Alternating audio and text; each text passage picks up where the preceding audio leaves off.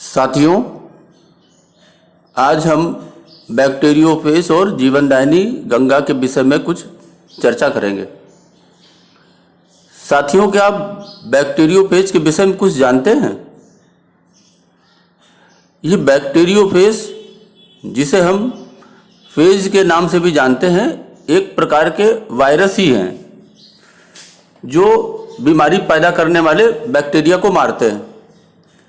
ये इतने ज़्यादा, इतनी बड़ी संख्या में है कि ये एक बैक्टीरिया तक में भी हजारों की संख्या में जिंदा रहते हैं।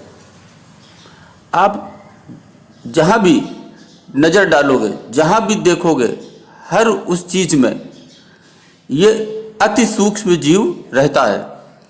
आपके शरीर से लेकर आपके पानी में भी, यहाँ तक कि आप सांस लेते हो तो हजारों लाखों की संख्या में ये सूक्ष्म जीव, जिसे हम फेज कहते हैं, इस जीव को आप अपने अंदर समा लेते हो।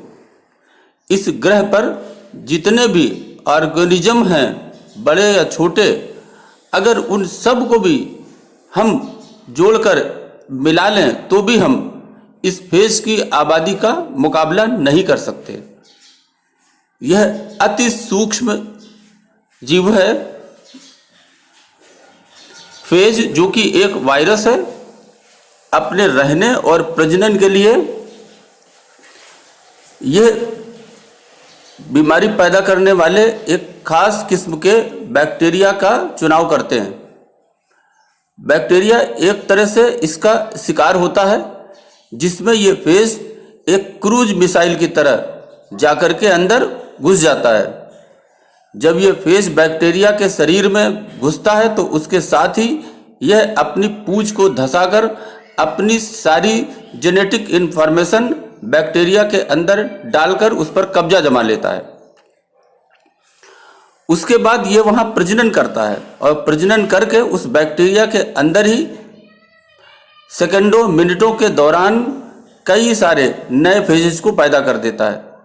और यह तब तक होता रहता है जब तक होस्ट बैक्टीरिया, अर्थात जिसके अंदर ये घुसता है, उसका पूरा शरीर फेजस से भर नहीं जाता।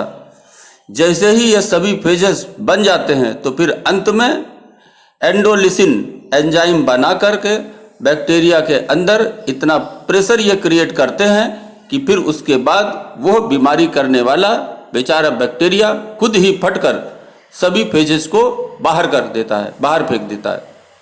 और इसी तरह से नए फेजेस बाहर आकर दूसरे बीमारी करने वाले बैक्टीरिया के शिकार के लिए फिर दोबारा निकल जाते हैं। यह क्रम चलता रहता है। मित्रों, आपने सुपर बग का नाम सुना है? ऐसा बीमारी पैदा करने वाला बैक्टीरिया जिस पर एंटीबायोटिक का कोई असर नहीं होता है, उसे हम सुपर बग के नाम से जानते हैं। अर्थात बैक्टीरिया बीमारी के सुपर बग, जिस पर एंटीबायोटिक बेअसर है, वह तत्व है।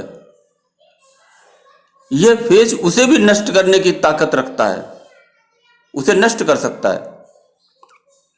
साथियों, आप जानते हैं कि गंगा नदी के सैंपल में लगभग 1100 या उससे अधिक प्रकार के बैक्टीरियोफेज थे, जबकि दूसरी नदियां यमुना, नर्मदा आदि से प्राप्त नमूनों में 200 से भी कम प्रजातियां पाई गईं।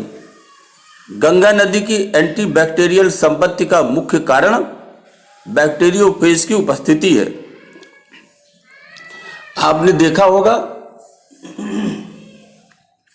कि लॉकडाउन के चलते गंगा नदी के पानी में पाए जाने वाले जीवाणुरोधी बैक्टीरियोफेज की संख्या इतनी बढ़ गई कि उसने गंगा जल को फिर से पतित पावन बना दिया।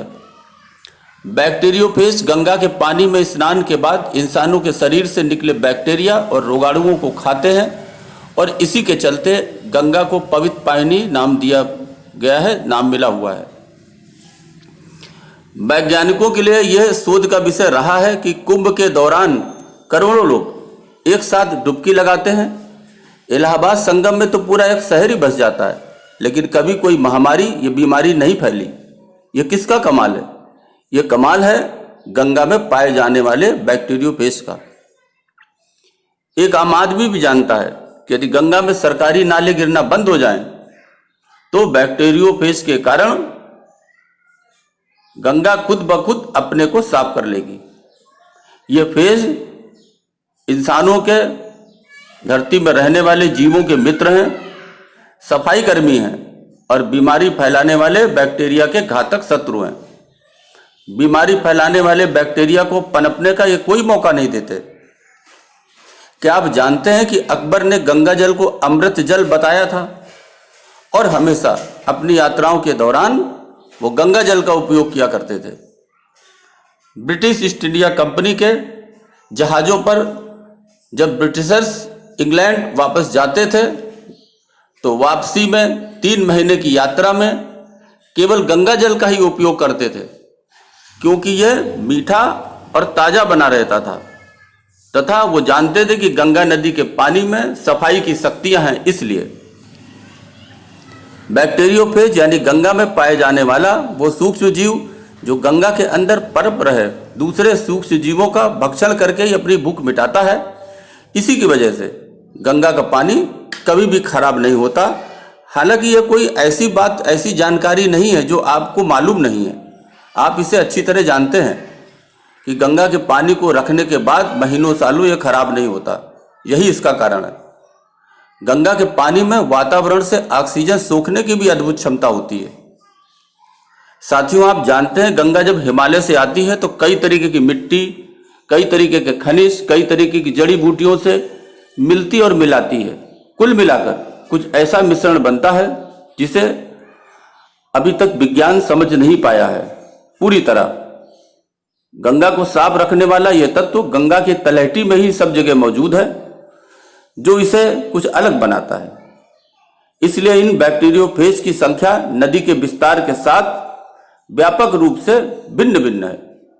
जैसे कि माना से हरिद्वार, बिजनौर से बनारस की अपेक्षा गोमुख से टिहरी तक के क्षेत्र में लगभग 40% ज्यादा बैक्टीरियोफेज पाए गए। साथियों, हो सकता है गंगा ही वो पालनहार हो जो हमें कोरोना जैसी महामारी और वायरस बीमारी से पार लगा सके। और ऐसा नहीं भी होता है तो भी ये शोध का द्वार, रिसर्च का रास्ता खुला रखने में इंतजार नहीं करना चाहिए। साथियों, अभी के लिए बस इतना ही। धन्यवाद।